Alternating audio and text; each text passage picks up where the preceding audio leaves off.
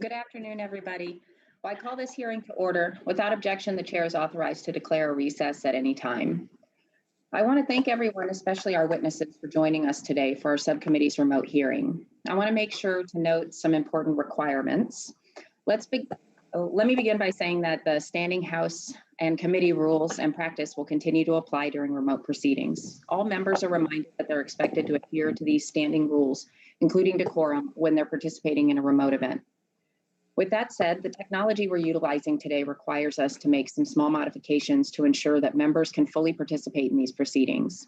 House regulations require members to be visible through a video connection throughout the proceeding, so please keep your cameras on. Also, if you have to participate in another proceeding, please exit this one and log back in later. In the event a member encounters technical issues that prevent them from being recognized for their questioning, I'll move to the next available member of the same party. I'll recognize that member at the next appropriate time slot, provided that they've returned to the proceeding. Should a member's time be interrupted by technical issues, I will recognize that member for the next appropriate spot for the remainder of the time once their issues have been resolved. In the event a witness loses connectivity during testimony or questioning, I'll preserve their time as the staff addresses the technical issues. I may need to recess the proceedings to provide time for the witness to reconnect.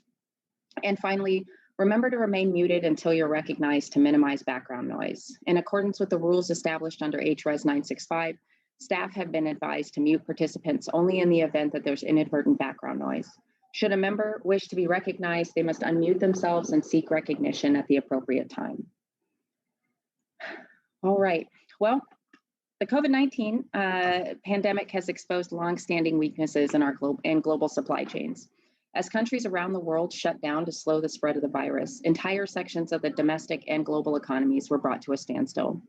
In the United States, businesses across every sector suffered supply shortages. Gaps in supply chain had a substantial impact on our fight against COVID. The scarcity of personal protective equipment forced medical professionals on the front lines to fight the virus with garbage bags as gowns and coffee filters as masks. At the same time, we saw insufficient supply in critical industries like clothing manufacturing, electronic components, and agriculture. In total, nearly 80% of US businesses experienced a disruption in their supply chain. These disruptions often hit small businesses the hardest. Small firms regularly have limited inventory, depend on lower costs from overseas suppliers, and don't have the margins to sustain extended product shortages. While small businesses are uniquely vulnerable to disruptions, they also play a pivotal role in building more resilient supply chains. Small firms are agile and adapt to changing market conditions more quickly than large corporations. Small manufacturers can also quickly adapt their business models to meet changing demands. As we saw last year when small distillers began producing hand sanitizer, independent manufacturers can shift operations to meet the needs of their communities. These small domestic manufacturers will play a critical role as we seek to strengthen our supply chains and prepare for future economic disruption. That's why we have to recognize the significant obstacles that these enterprises face in a post-COVID world and work to address those. The overall manufacturing sector could take longer than 5 years to recover from to the pre-crisis GDP levels. To return to pre-pandemic output, factories are going to need to address various challenges related to meeting new health and sanitation requirements. This will require the implementation of new systems, the adoption of digital technologies to protect their workers, and modernize in the wake of the pandemic. To meet these challenges, small manufacturers will need reliable access to affordable capital. Unfortunately, these firms traditionally have a much harder time obtaining funding than their larger counterparts. This leads many to rely on antiquated equipment and facilities with lower productivity. Without increased access to affordable capital, small manufacturers will find it difficult to find the upgrades necessitated by the pandemic, further weakening America's manufacturing base. Fortunately, the Small Business Administration has several programs in place that small manufacturers can take advantage of. Every year, the 7A Loan Guarantee Program, the 504 CDC Loan Guarantee Program, and the Small Business Investment Company Program supply small manufacturers with billions of dollars in capital on favorable terms. This money helps these businesses pay for fixed assets, purchase new equipment, access venture capital, and finance a variety of other expenditures. We must utilize these programs and others to strengthen our manufacturing base and avoid future supply chain disruptions. That's why I fought to secure $10 billion for the Defense Production Act and the American Rescue Plan, to ramp up domestic production of critical supplies. It's also why I recently introduced the Supplies Act, a bill that would create a $100 million grant program to increase domestic manufacturing of medical supplies by our small businesses. I hope that today's hearing gives us a chance to find more ways to empower small manufacturers and improve the SBA lending program to serve them. I now yield to the ranking member for his opening statement.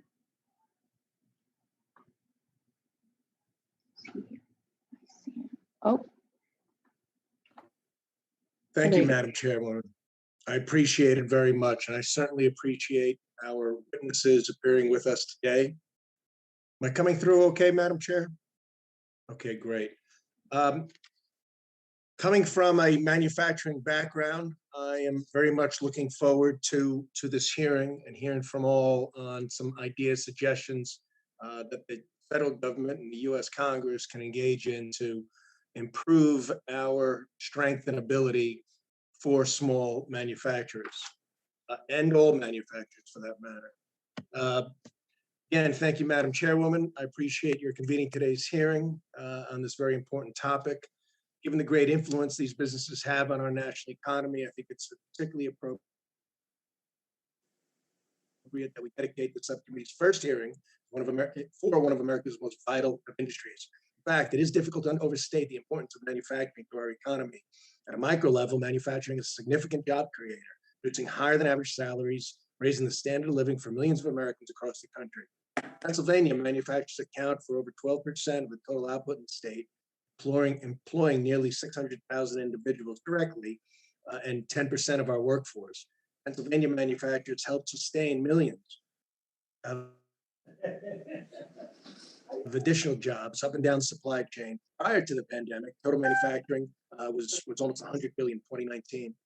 Manufacturing is also a most significant of a multiplier effect. It generates more economic activity than any other economic sector. For every dollar spent in manufacturing from the private sector, another $1.89 is added to the overall economy.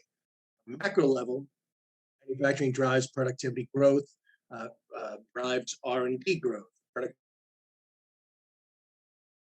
growth is the lifeblood of technological development. The bulk of innovation happens in manufacturing.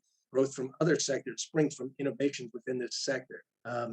Given its significance, this hearing should help us understand the top concerns threatening the industry. The workforce crisis in manufacturing in Pennsylvania, and I'm sure in most states, exacerbated by the gradual retirement of an aging workforce, a negative perception of manufacturing by the younger generation.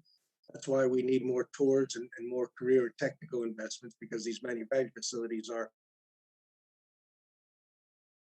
far cleaner and just they're not the traditional manufacturing of our fathers' days. A skills gap resulting from declining science, technology, engineering, and math talent in the U.S., and the inability to recruit qualified candidates for skilled production line positions. These struggles are only one piece of the broader picture. Decades-long ceding of U.S. manufacturing to foreign nations, from China, most of Southeast Asia, and down the list, leaves U.S. supply chains vulnerable to failures and exploitation by foreign actors, weakening our national position in defense, health, and all other sectors. The aggressive economic tactics by competitive nations are creating global market distortions, which will depress competition. On top of all this, the maze of federal acquisition processes, lengthy contract timelines, and burdensome clearances, and accounting requirements create significant hurdles for U.S. manufacturers and all businesses, for that matter, seeking to grow and thrive in the federal marketplace, as well as the tendency for the U.S. not to create the most competitive atmosphere and truly appreciate that's what draws manufacturing to the U.S. From other countries who do compete on a global scale. Small manufacturers in particular are hit hardest by such challenges. Even though the overall picture may seem quite challenging, the silver lining in this is the power of the small manufacturers will reshape our nation. Many small manufacturers do not make finished products, but are the source for many domestic manufacturers of finished products. I spent my business career in manufacturing close to 25 years. I know firsthand the importance of reliable, quality, cost-effective, financially solvent supply chain. Given any impact of small manufacturers, positive or negative, can cause a significant ripple effect throughout the rest of our economy, we as members of Congress need to consider carefully our policies and their impact on these essential businesses, especially now as we're recovering from the pandemic. In short, manufacturing matters. I look forward to the testimony of the witness today, and I yield back. Thank you. Thank you, Mr. Muser. The gentleman yields back. I'd like to take a moment to explain how this remote hearing is going to proceed. Each witness will have 5 minutes to provide a statement and each committee member will have 5 minutes for questions. Please ensure that your microphone is on when you begin speaking and that you return to mute when you've finished. I'd like to now introduce our witnesses. Our first witness is Mr. Claudio Dente. Mr. Dente is the president of Dente Safety Specialists, a manufacturer of personal protective equipment located in Lenexa, Kansas, which is in my home district. His business had to pivot at the height of the pandemic in order to meet the sharp increase in demand for PPE and face severe supply chain management challenges. I'm looking forward to hearing about how Dente adapted to the market conditions brought on by the pandemic. Welcome, Mr. Dente. Our second witness is Mr. Wes Hamp. Mr. Hamp is the co-founder and managing partner of Holloway Capital Partners, an SBA licensed small business investment company, or SBIC, located in my district that targets small manufacturers in the greater Midwest and Southern US. His insights are critical for us to learn how SBA's capital programs such as the SBIC program can play a role in helping finance the future of our domestic manufacturing base. Welcome, Mr. Hamp. And then our third witness today is Ms. Kimberly Glass, President and CEO of the National Council of Textile Organizations. NCTO represents and advocates for domestic textile manufacturers, the vast majority of whom are small businesses. Prior to joining NCTO, Ms. Glass held positions at the Department of Commerce as the Deputy Assistant Secretary for Textiles, Consumer Goods and Materials, and led the Blue-Green Alliance. Your long history and expertise in this industry will certainly help us craft a path forward for small business manufacturers. Welcome, Ms. Glass. And I'd like to now yield to our ranking member, Mr. Muser, to introduce our final witness. I thank you, Madam Chairwoman, very much. I would like to welcome our final witness, who is from the great Commonwealth of Pennsylvania, Mr. David Taylor. Mr. Taylor is the President and Chief Executive Officer of the Pennsylvania Manufacturers Association, a century-old statewide trade organization representing the hardworking manufacturers throughout the Commonwealth. PMA is the official Pennsylvania state partner of the National Association of Manufacturers. NAM is the nation's foremost advocate for manufacturers, representing 14,000 member companies across the country in every industrial sector. Mr. Taylor brings with him a wealth of knowledge and experience, having spent over 2 decades with PMA as its chief spokesman in the state capitol and in the media. Mr. Taylor is a frequently sought-after guest and commentator by media outlets across the Commonwealth, and we are fortunate to have him here with us today. In addition to his role at PMA, Mr. Taylor serves as chairman of the Pennsylvania Leadership Council, as a member of the American Institute's Leadership Network. He currently serves as a member of the executive committee of the Conference of State Manufacturers Association. He is on the board of directors of the Pennsylvania Steel Alliance, Foundation for Free Enterprise Education, Business Industrial Political Action Committee, Lincoln Institute for Public Opinion Research, and he serves as board president of Reach Cyber Charter School, an online public school providing a broad range of science, technology, engineering, and math enrichment for students. Prior to joining PMA, Mr. Taylor worked for the United States Senate and the Senate of Pennsylvania. He's a native of Huntington, Pennsylvania, where I was just last weekend, a graduate of Dickinson College. Mr. Taylor, thank you for all that you do for Pennsylvania and for your participation today. We look forward to your testimony, and I yield back. Thank you for doing that introduction. And Mr. Dente, we're going to go ahead and get started. You are recognized for 5 minutes.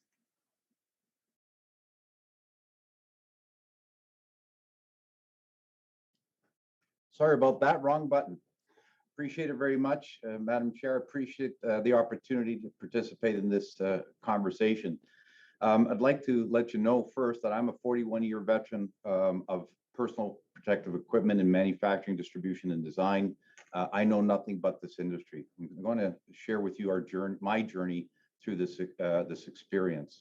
I purchased a respirator manufacturing operation located in the Kansas City, Kansas area called US Safety. That company had been manufacturing reusable respirators, filters, and cartridges for some 40 plus odd years. My interest in the business was because respiratory protection is a critical product in my business, our industry, sorry. And because I've been through all the viruses, and I wanted to be able to bring a product to market that was manufactured and assembled in the United States. The effect of COVID, what happened, I was in New York when it first hit. I was traveling on business. It was in February. The news started to spread from New York. I went to Kansas. And then, of course, COVID blew up. It was like something I've never seen or experienced. All of us have. Quickly, the supply of disposable N95 respirators, surgical masks from overseas, and also from domestic supply completely collapsed. Nothing was available. Fortunately for us in our business, we manufacture reusable rubber half masks and an N95 filter in our facility. We quickly deployed a marketing campaign to the marketplace, and it became an incredible success because we were able to help not only healthcare workers, but general industry for those that could keep working. However, folks, the orders were overwhelming for a company of our size. They were massive. They continued to hit us with orders every single day. My team worked 6-7 day weeks, 2 shifts, 10, 12-hour days. I don't know how they did it, and I don't know how they still do it. God bless them. We experienced everything that you could imagine: raw material shortages, equipment breakdown, employees coming and going. Very, very difficult. So in summary, surge demand orders, which I've been through in the past, unlike what I've seen here during COVID, are absolutely enormous, not only for a small business, but also for a big business. And the challenges are what you have to set up and get going are equipment, which are molds. Everything I make is plastic or rubber, so we're dependent on molds and injection molding machines. We're dependent on cycle time. My product has a lot of hand assembly to it. So you have to make arrangements to acquire those goods in a fashionable time. Fortunately, we received a grant and funding from the Sparks program, and we have modernized our facility in a manner that I didn't dream was possible in the next 10 years. Next time you come, Ms. Davids, I think you'll be quite impressed. We also had enormous space challenges, as you can appreciate. When you have to make product of this magnitude, it's absolutely incredible. So all of these are expenses that we have to incur. And as an entrepreneur and an owner of a business, you're fearful of committing yourself beyond when the pandemic resides. So a couple of recommendations that I would like to pose to the committee is that instead of not only subsidizing people during a time, critical businesses like ours help us hire people by subsidizing an additional wage to them, an hourly wage. Rather, this would create tax income as well, and not just debt. Staffing, of course, was a challenge to hire people. What I ask when you identify critical businesses such as ours, perhaps we could have access to some military personnel to help us ramp up. They are process oriented. They great workers, wonderful personalities, and if we could have access to people like that for a short period of time while we ramp up, it would make an enormous difference for us as a business. And then finally, financing. We want to be careful again as an entrepreneur and an owner. I don't want to extend myself beyond, because as quickly as COVID came upon us, all of a sudden it'll stop, and then you're stuck with the overheads, capital investment, and so forth, and loans. So my suggestion would be to, of course, grants are fantastic for those that are worthy of it, but also loans in a manner that are not as challenging and maybe recognize the concerns of when the event subsides. Thank you very much. Thank you, Mr. Dente. And Mr. Hamp, you are now recognized for 5 minutes. Thank you, Chair Davids, Ranking Member Muser, and members of the subcommittee. Thank you for inviting me to testify at this important hearing. My name is Wes Hamp. As Chair David said, I'm a co-founder and managing partner of Holloway Capital Partners. We are a small business investment company, or an SBIC. We're headquartered in St. Louis, but we have an office in Overland Park, Kansas, where I sit. We focus on investing in small manufacturers throughout the Midwest. I want to highlight several challenges with the U.S. supply chain we are experiencing at our portfolio companies and suggest a few solutions.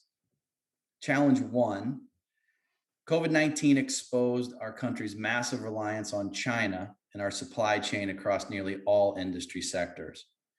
While U.S. businesses compete successfully in a global economic environment, there are positive economic arguments for global supply chains, but COVID-19 exposed an urgent need for more domestic manufacturing to reduce our reliance on imports. Manufacturing is an interconnected ecosystem where the impacts on any one business can affect other associated businesses. The Paycheck Protection Program, PPP, was a lifesaver and helped stabilize the financial uncertainty many small businesses faced in the early days of the pandemic. Today, however, domestic supply chains are in a state of chaos. Prices are rising, in some cases 25% week to week, and lead times have been extended in some cases 4 times longer than pre-pandemic levels. PPP allowed many small businesses to surge back, but many of their larger company suppliers lost their workforces and were unable to quickly restart and return to pre-pandemic production levels, which has led to domestic supply chain disruptions. After COVID-19 hit last year, some large companies that supply products to smaller manufacturers stopped making growth investments, shuttered capacity, and even laid off employees. As demand rebounded in late 2020 and so far this year, these larger suppliers are now struggling to hire and train employees to ramp output to meet demand. In some cases, it appears that supply chain disruptions may have been an unintended consequence of limiting PPP to small businesses. Challenge 3, our biggest challenge facing small manufacturers, is labor supply. Small manufacturers are unable to find employees to fill open positions, which is hindering our growth. In some cases, our companies have raised starting wages 20%, but positions remain unfulfilled. This issue is currently more acute for unskilled entry-level positions, but is a challenge for skilled labor as well. These are the key challenges. Let me offer a few solutions. Solution number 1, access to patient capital is critical for domestic small businesses in order to keep the U.S. competitive and strengthen supply chains. Since SBICs invest exclusively in domestic companies and heavily in manufacturing, they're an excellent vehicle to get capital to small manufacturers. Congress should support policies that reward and encourage SBIC investments and not do anything to hinder the program's success. Particularly, lawmakers should support more equity investing in U.S. small businesses that otherwise need to rely on debt financing, where in some cases equity is more appropriate. Congress should write tax policies that encourage, not discourage, long-term investing in American small businesses. Before Congress doubles the capital gains rate, I would implore you to consider what doing so would do to small business owners across the country, especially older entrepreneurs that are beginning to explore retirement. Small business owners build their businesses over years, even the majority of a lifetime. They typically get to sell that investment once. And when the entrepreneur sells their business, it's commonly going to generate more than $1 million of income. But that nest egg kind of becomes what they expect to live on for the rest of their lives. If capital gains taxes are raised, then there should be serious consideration given to investments in American small businesses. Solution 3, our leaders in government, business, and education should work together to promote and provide opportunities to learn skilled trade through apprenticeships and technical education.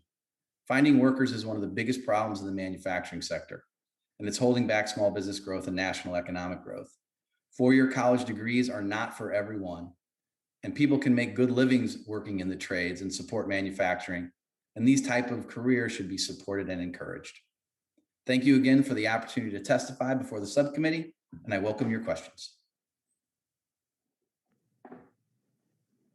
Thank you, Mr. Hamp. And Ms. Glass, you are now recognized for 5 minutes. Thank you so much for the opportunity to testify before you today. I'm the president and CEO of the National Council of Textile Organizations, and I represent the domestic textile industry and the 539,000 workers it employs. We are predominantly based on small businesses. Today's focus on supply chains and bolstering our small businesses is an incredible opportunity. There are immense challenges faced by our industry as a result of this pandemic. Literally overnight, billions of orders were canceled. And I was looking out at an industry that was really confronting bankruptcy. In the spring of last year, when PPE shortage was hitting every front line and workers were wearing garbage bags as gowns or reusing N95 masks, our industry really stepped up. But it's important for me to highlight that the reason that these supply chains broke down is our predominant supply was in China for these items. And because of Chinese subsidies coupled with significant global demand, exacerbated by export controls placed by the Chinese on certain products and raw materials, it had a cascading impact that we were reading in the front pages. Simply put, it was like fighting a fire with a garden hose on every front. And US textile manufacturers quickly mobilized. Virtually overnight, our members were able to retool supply chain to make over 1 billion face masks, isolation gown, and other textile components. In fact, I'm in New York's garment district right now, and this garment district played a significant role in retooling their supply chains. In order to help the nation's PPE crisis, manufacturers retooled, and they did it overnight, but they had to purchase expensive equipment at a time when capital was really uncertain and it was at a considerable expense. In addition, industry needed to expend significant resources to ensure safe workplaces, to get workers back to work, and also purchase the raw materials necessary to making life-saving PPE. Please note that while PPE was important for our frontline workers and our industry, it didn't make up for the significant loss of orders of normal business. Industry's expenses were vast and wide-ranging, everything from health and safety measures to thermometers to more pay for workers to bring them back on the job. And we appreciate that there's many solutions necessary for small textile manufacturers to weather the challenges of the pandemic and the crisis that we're still confronting. For many of our small businesses, SBA programs serve an important role. Many of our companies take advantage of everything from the Paycheck Protection Program to the Main Street Lending, 7A loans, and 504 loans. Our members really appreciate the aspect of the SBA loans, including the lower down payment and extended payment terms. These advantages, however, are sometimes offset with other factors that disincentivize their use. And I have several key solutions to project for the committee for you all to consider moving forward. First, we think that we need to reform our domestic procurement rules for federal purchases of PPE. Right now, we need to extend the Berry Amendment rules for our military for PPE items that are purchased by other agencies across the federal government. We appreciate the President's Build Back Better initiative to strengthen our supply chains, but we need legislation to move forward. And we want to highlight that Congressman McHenry from North Carolina and Bill Pascrell have the American PPE Supply Chain Integrity Act, which does just that. In addition, we believe that there needs to be more tools and investments in small businesses to manufacture these products moving forward. We appreciate the support for the Defense Production Act, but we also need federal production grants and tax credits to ensure manufacturing capacity. Chairwoman Davids, I want to highlight your bill as well. The $100 million fund set aside for small businesses is an important tool moving forward, and we need more of that moving ahead. Further, private sector investment is important to U.S. supply chains, can be bolstered by contracting reforms that promote long-term contracts for U.S. suppliers. We need a demand signal. In fact, our industry is starting to see orders dry up for PPE. We've had 60-day contracts, 90-day contracts. We need set-asides, certain set-asides for small business, but we should ensure that when we are providing contracts to small businesses, they can deliver and have the capital necessary to help the U.S. government. And the last recommendation I had is ensure that the SBA loan process is streamlined and communication is better with borrowers. During the height of the pandemic, it was difficult for some of our manufacturers to tap into the resources because they simply didn't know where the paperwork trail would eventually lead. Our industry is ready to work with this committee. I want to amplify the comments made about workforce. We really do need more funding to help bring workers back on the job, and our industry stands ready to help this committee in any way possible. Thank you, Ms. Glass. And Mr. Taylor, you're recognized for 5 minutes. Thank you, Chairwoman Davids and Ranking Member Muser and members of the subcommittee. Thank you for the privilege of testifying today. As Congressman Muser was so kind to introduce me, I'm David Taylor. I'm the President and CEO of the Pennsylvania Manufacturers Association. We're the statewide not-for-profit group representing the people who make things in Pennsylvania's public policy sector. I also want to thank Congressman Evans from Philadelphia, my great friend. It's good to see you, sir. I want to express three important points. First, the workforce crisis is real and is a hard cap on America's economic growth. Second, the federal government becomes a competitor to employers when it pays people more to stay home than they would earn at work. And third, Congress can help address the workforce crisis by working with the states to reinvent the existing tangle of taxpayer-funded workforce development and job training programs. And I'll expand on each of those points as I go on. Manufacturing is the sector of our economy that adds the most value, pays the highest wages and benefits, and has the strongest multiplier effect on job creation. No matter what product is being made, manufacturing takes raw materials or component parts and goes through a multi-stage process to yield a finished good, almost always consuming a large amount of energy and usually deploying some kind of chemical process. Because of that multi-stage process of adding value, manufacturing sustains not only the jobs on the plant floor, but also jobs through supply chains, distribution networks, and vendors of industrial services. In that way, the major manufacturer is often the small business owner's best customer. I know the subcommittee is looking to examine the supply chains for small business. However, the most critical input that is lacking for manufacturers today is the supply of qualified workers. Nationally, manufacturers are facing an alarming problem. Our workforce is aging and retiring, and there is a shortage of skilled hands to succeed them. Pennsylvania is no exception to this problem. According to our sources at the Manufacturing Institute, at any given point in time, there are about 6,000 open manufacturing positions in Pennsylvania. And you couple the current shortage with the fact that some companies have more than half of their current workforce within just a few years of retirement, and we should consider this workforce problem to be a workforce crisis. The manufacturing sector and the workforce at large face an increasingly pressing problem, the glut of unfilled jobs due to a skills gap.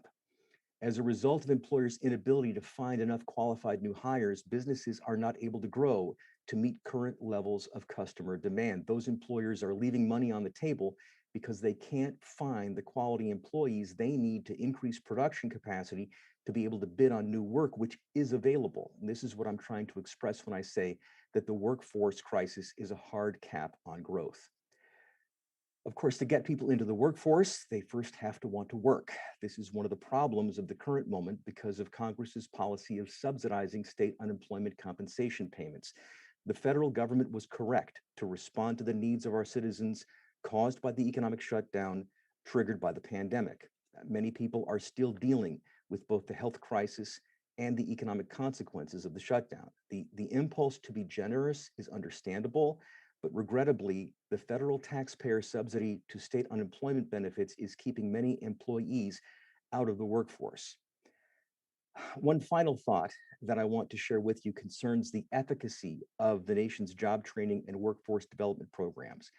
In Pennsylvania, roughly $2 billion in state and federal taxpayer money is spent annually on more than 4 dozen programs that run through at least 5 different state cabinet agencies.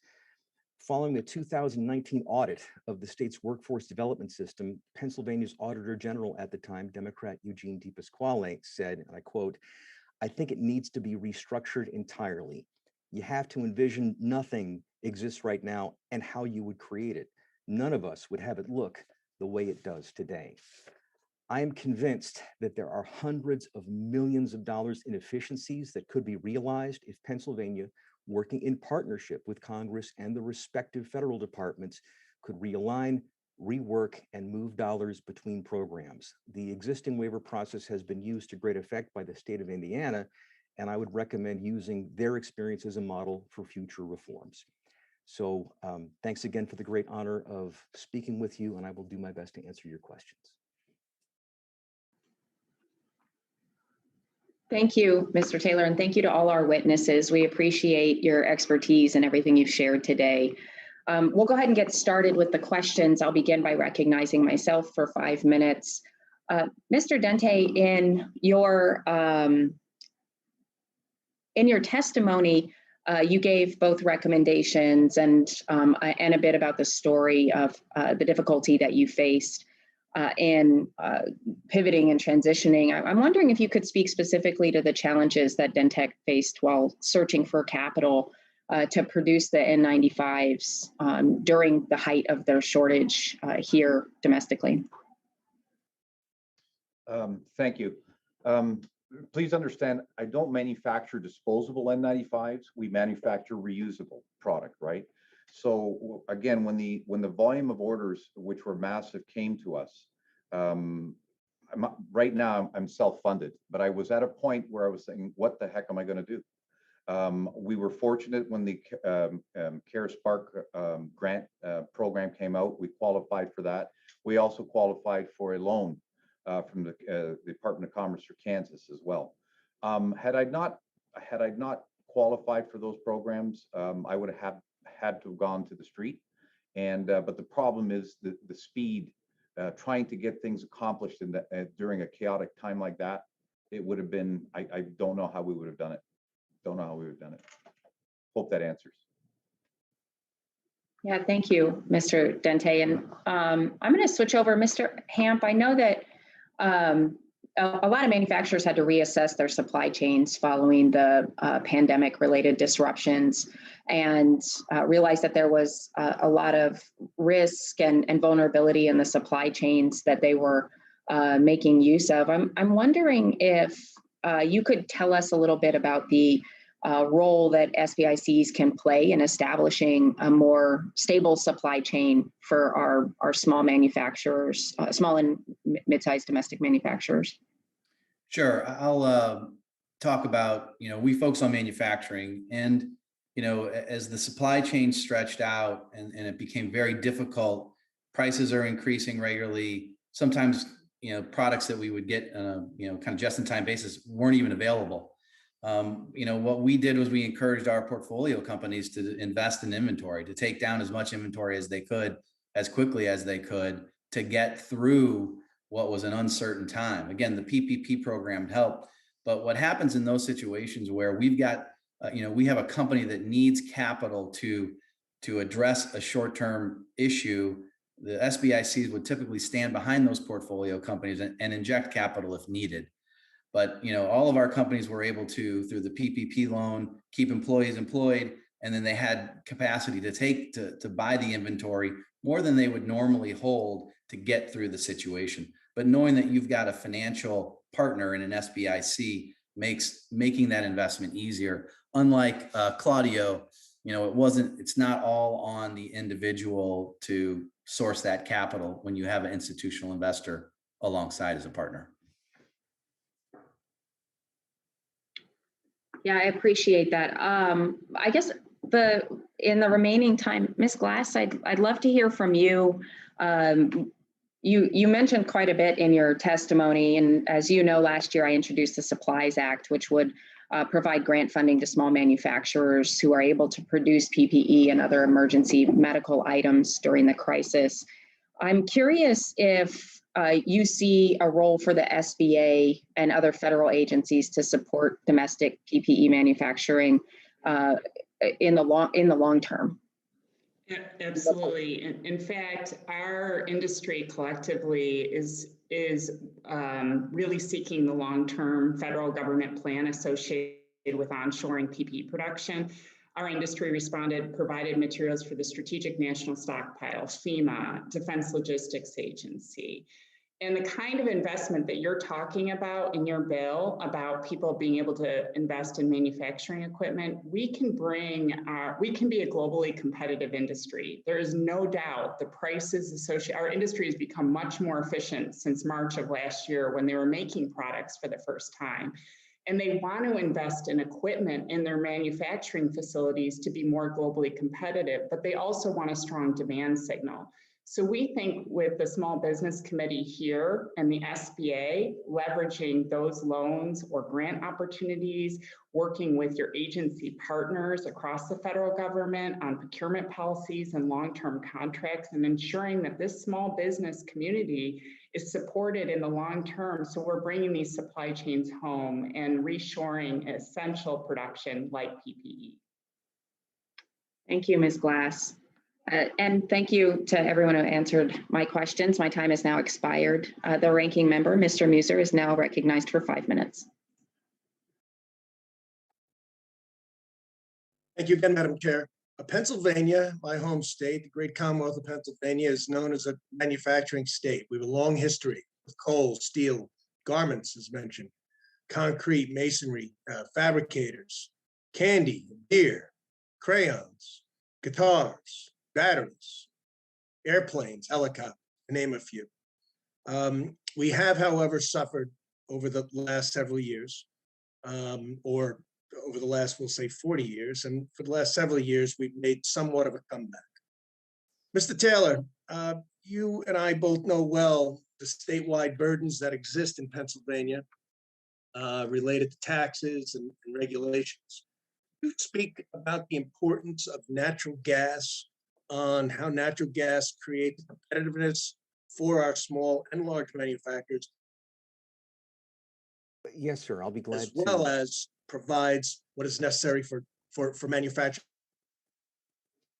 Yes, sir. I'll be glad to do my best with that. So in 2005, that the Marcellus Shale play was discovered, and starting in 2008, that production began in earnest, and that the discovery really is world historic. We're talking about trillions of recoverable feet of natural gas. And so this has helped very much to power our economy.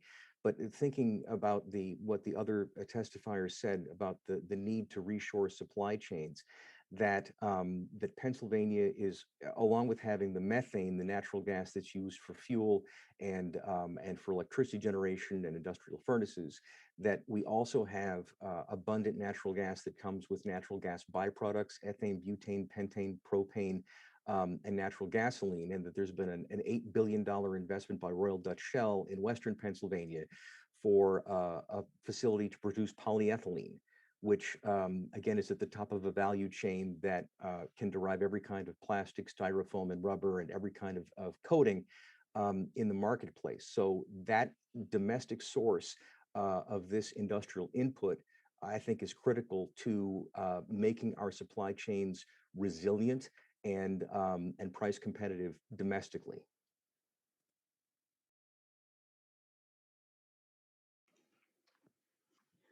Thank you, Mr. Taylor. It appears as though our ranking member might have had a technical difficulty and dropped off. I think that we will probably come back with approximately 2 minutes, 40 seconds remaining for the ranking member's questioning. And then hopefully he'll get back on this so he can finish his questions. So I think what we'll do is go next to Rep. Marie Newman from Illinois. You are recognized for 5 minutes. Well, thank you, Chairwoman, and thank you, Ranking Member. I hope you come back soon. So thank you to all our guests this afternoon. It has been great hearing your testimony, and thank you for offering solutions. We love it when guests come with both problem and solutions, so thank you for that. I'm going to start with Ms. Glass, because I think she's the logical person to ask this question, but would open it to others if they have commentary. So in Illinois 3, we have an unusually high concentration of manufacturers, and I work with a partner organization called IMEC here in Illinois.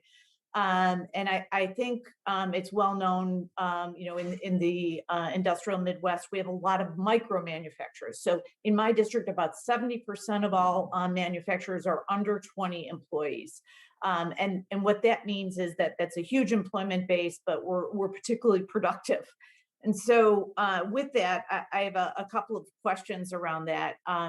Those are the types of manufacturers that have kind of suffered the most around things like reshoring. What I mean by that is that I'm a fan of bringing everything back here and making sure our workforce and our production process, our supply chain, and our partners stay here. Some of the things that I think are helpful in that mix are incentivizing business partners. And so I guess I wanted to hear what your thoughts are on incentivizing the customers of our micro manufacturers so that they buy here, stay here, workforce is here, all of those good things. So I'll put myself on pause, and I would love for you to give us your thoughts. Congressman, thank you so much for that question. And, it's clear to me that you're very proud of the work that's being done in your congressional district and the ingenuity that exists with a lot of those small manufacturers in a really dynamic period of time. A lot of the customers for PPE, the biggest buyer isn't the US government. It's an important buyer, okay? And we need to make sure we get all those rules right and help reshore production. But I think a lot of our manufacturers, similar to yours, are looking to sell their products in the private marketplace to hospitals, to other kinds of customers. And are there ways that Congress can incentivize the customers, or even incentivize also the actual manufacturers to producing these products or purchasing these products?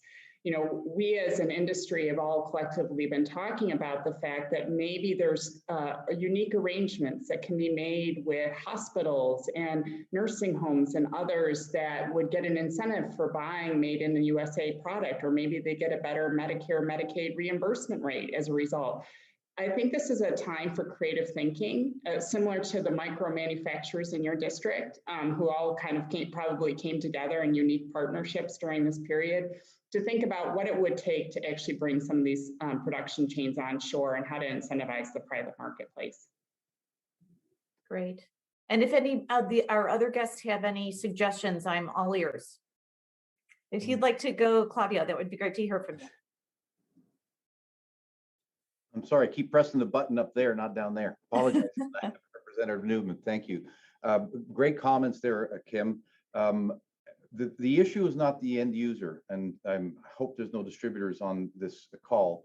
Distribution is what I sell through, and they are the people, the carrier, to move product to the end user.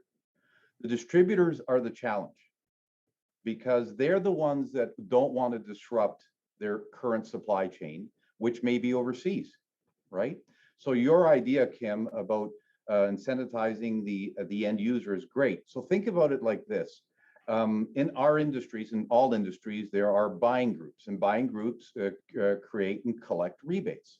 So why not create some type of rebate program that there's some type of funds that go back to the end user that rewards them for working with American-made manufacturers? That's my my comment. Great. Any of our other guests like to share any thoughts? Yes, if I may, I just Sure, David. Thank you very much. The kind of smaller companies that you are describing, very important job creators, very important part of the overall ecosystem of manufacturing. The smaller companies are more vulnerable to disruptions and to pitfalls. One of the things about the pandemic that's been hard to see is that you had companies that really stuck their necks out by retooling to go from the product that they knew to do something different that was needed to cope with the pandemic, whether it was the distillers putting out hand sanitizer, or there was a company in Pennsylvania that made airplane parts and they converted over to make ventilator parts. These companies took a risk, and that one of the things that they really need from Congress is some kind of safe harbor for protection against predatory lawsuits. And that's something that in good faith, I would like to see Congress take up. When you say predatory lawsuits, give me an example, David. Well, I mean, just being exploited. Time has expired. Oh, okay. Well, I'll do my best to respond, just to say that an opportunistic, that inevitably when you're doing something new, you don't get it 100% right the first time. Mr. Taylor, follow up. Thank you, Chairwoman. Thank you, Chairwoman. Thank you. And we're actually going to go back to Ranking Member Muser, who's returned. I believe you had about 2 minutes and 45 seconds left to. Thank you, Madam Chair. I apologize about that operational difficulty. So, Mr. Taylor, thanks for your answer related to natural gas. Obviously, very important from a competitive standpoint, as well as manufacturing via the cracker plants. On a federal level, what can we do? You brought up workforce development. On a federal level, what are your suggestions providing for a stronger and more available workforce availability, as well as comment on, do you believe that manufacturers who aren't being able to bring that workforce into their operation today will invest in robotics and other machines so as those manufacturing jobs could be gone forever if they don't get fulfilled within the next year? Okay, Congressman, I'll try to respond to that. I mean, certainly the trend towards automation continues apace, and that new technologies enable manufacturers to innovate and increase their operational tempo. And so as a result of those technologies efficiencies that you see manufacturing, the manufacturing workforce tighten, but that those jobs that remain become much more valuable. Certainly to have a pro-growth, pro-production agenda for American manufacturing, valuing the way that manufacturing is a positive dynamic for the quality of life for our citizens. Certainly in the communities where a manufacturing entity is located, they're also, along with being major employers, they're also major taxpayers. Which makes them important to state and local government as well. And so, I mean, it's just the whole spectrum of competitiveness, and having our federal government recognize the contribution of domestic manufacturing and to support it through all of those competitive fundamentals. As for the workforce issue, I've got to say it's the thorniest, most multifaceted challenge that we face. I do think that the one opportunity that's before us, as I mentioned, is working to reinvent our highly fragmented job training and workforce development system. If Congress would partner with the states to help to rationalize that. I mean, I'm not just asking for the feds to block grants, although that would be awesome, but to work in partnership to allow the state authorities to realign the program, to move money between the silos. I think that there are huge savings that could be realized, and again, we could get more bang out of what's being spent without having to increase expenditures. Thank you. The plan to increase corporate net income tax, income taxes, capital gains tax, what effect will that have on U.S. manufacturing? It's very negative, and I would say that there were two really positive things from the previous administration's tax changes. Number one, bringing the rate down to just slightly below the OECD average. That greatly improved competitiveness, and also that there was an existing penalty, as it were, for U.S. companies that earned profits overseas that prevented them from bringing that money back to the U.S. I actually know of one instance where a company in Minnesota, that it was easier for them to invert and become a foreign company to be able to reinvest their overseas earnings back in the U.S. And that's just perverse. We don't want that. We want American global corporate leadership. And so I would argue very strongly against changing the improvements that were recently made. Thank you. I yield back, Madam Chair. Thank you. The ranking member yields back. And next, I'd like to recognize Rep. Evans for 5 minutes. Thank you, Madam Chair, and I thank the ranking member. And it's good to see Mr. Taylor. It's a pleasure. Ms. Glass, you stated that the U.S. needed stronger workforce training programs. What percentage of textile manufacturing businesses provide on-the-job training? Would on-the-job training be more flexible with government assistance? And what tools do textile manufacturers need to do more recruiting? This is a quintessential and timely question, Congressman Evans. Actually business is starting to come back, but we simply don't have the workforce to fulfill the orders, which is a missed opportunity for our industry. Our industry does provide on-site worker training. We do heavy recruitment at technical colleges. A lot of our manufacturers don't have 4-year degrees. There is a pathway forward for good paying jobs in our field, but we're having a hard time retaining a workforce in this environment. And so if there are incentives or ways to help bolster the domestic supply chain in clusters for textile manufacturers to recruit additional workers, or ways to incentivize small manufacturers to actually help pay some of their workforce an additional bonus to work during this time. Those are all sort of important tools in the toolbox. But right now it is a real challenge across our industry to retain a workforce in this environment. And part of it is because COVID has impacted manufacturers' ability. You know, people are staying at home with their children. I mean, lives have been disrupted incredibly, and it's been really hard to recruit people back into the workforce because they have other things that are pulling at them at this time. Thank you. I yield back, bouncing my time, Madam Chair. Thank you. The gentleman yields back. And next, I'd like to recognize Rep. Van Dyne for 5 minutes. Great, thank you. I think all the panelists today have hit on issues with the workforce. Mr. Taylor, you made a point in your testimony that small employers are having to compete with the federal government for workers thanks to the luxurious unemployment benefits that are being offered currently. So not only is the federal government hurting employers with extended benefits, but they're also stagnating the workforce learning skills that they'll eventually need to return to work. And can you elaborate on how the extended unemployment benefits have affected hiring and the workforce? And can you also explain a little bit about your concern with workers not having the skills needed when they do return to work? Well, yes, I'll do my best to respond to that. And again, it's an unintended consequence, I'm sure. But that impulse to be generous of raising unemployment benefits beyond what people would earn if they return to work, it's keeping people on the sidelines. It's essentially making the government a competitive employer, like you're outbidding the market.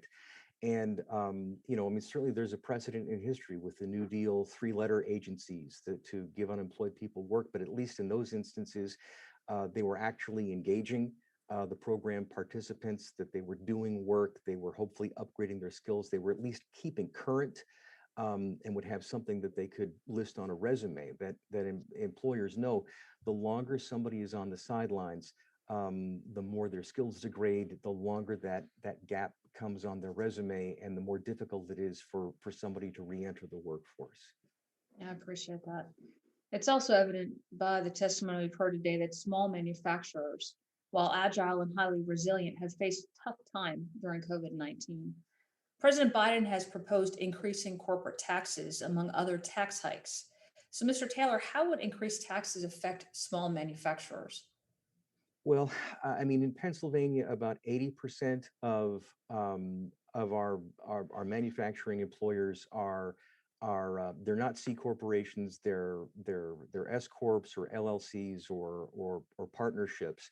So the higher corporate tax rate again would hurt the big fish in the ocean, but that because of supply chains and distribution networks, those smaller companies that are suppliers or vendors or part of the distribution for the major manufacturers, they would see less business. In my lifetime, the example it would be when Bethlehem Steel left Johnstown, and that not only did you lose that major employer, but because so many of the smaller businesses were part of that ecosystem as suppliers, they were part of logistics, forklift and warehouse jobs, people who did payroll or HR or legal services or, any of those things.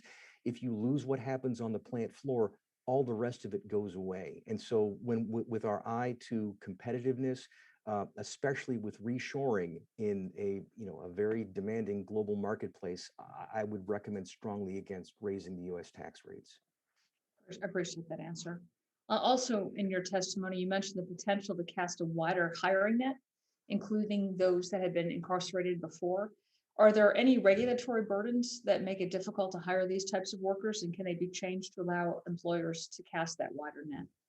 Well, that's a great question, and I really believe it's the question of our time. I want to stay in my lane here, that I'm an advocate in Pennsylvania on state public policy, but I'd ask our nation's leaders to look to Pennsylvania because we've made a lot of progress, and that in particular, that our Secretary of Corrections, John Wetzel, has been a real leader with corrections reform. Secretary Wetzel is himself a former corrections officer, so he's walked the block. He was the only African-American in Governor Corbett's cabinet. He's now the only Republican in Governor Tom Wolf's cabinet. And so there really is a bipartisan consensus on this. And that's the upswing. I remember being at a company out in Allegheny County, and that most of their workforce is ex-military. They have very tough standards, and that they were one of those companies leaving work on the table because they couldn't find enough new people. It was the owners there who said, we're going to have to cast the net wider. We're going to have to do better. And so this is a moment where everybody needs to level up. But if we do it, we can have real social progress, because the jobs in manufacturing that go wanting are really good paying, family sustaining jobs with great wages and benefits and pensions. And so I don't have all of the answers to know how we can make that happen. Maybe Representative Evans and I need to work on this together, because we need to find a way to get those citizens who've been outside the workforce, who have not succeeded in our society, this gravitational pull of demography, because there are more jobs available than people looking for work.